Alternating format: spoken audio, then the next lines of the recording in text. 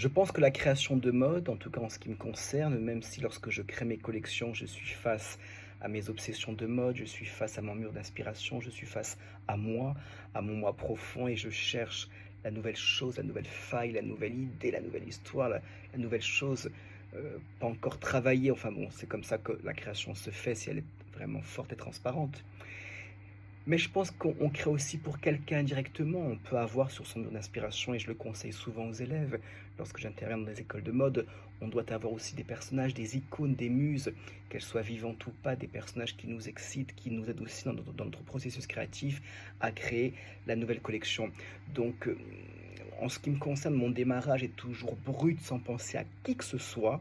C'est juste sortir de mon cerveau l'idée, la nouvelle idée.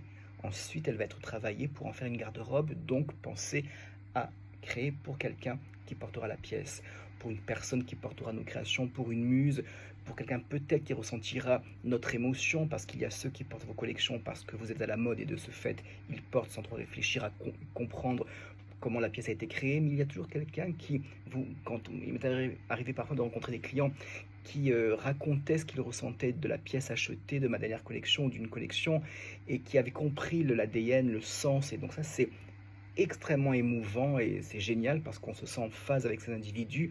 On se dit, on crée pour eux. Ça, c'est extraordinaire. Donc créer, ce n'est pas seulement exprimer son propre univers, ce qui n'est déjà pas simple, c'est aussi créer des rencontres entre une vision et une personne, entre une idée et l'émotion. Je trouve que c'est toutes ces relations-là qui donnent sens aux vêtements, la création de mode, et parce qu'au-delà de la matière, de la forme, de l'histoire, de tout ce qu'on raconte en, en se crevant au quotidien pour sortir des nouvelles choses, la mode parle toujours de l'humain, de l'être humain. Et c'est la finalité, ce que nous faisons sera porté, on l'espère, par des individus. À très bientôt pour la suite des aventures des créateurs de Paris. Bye bye.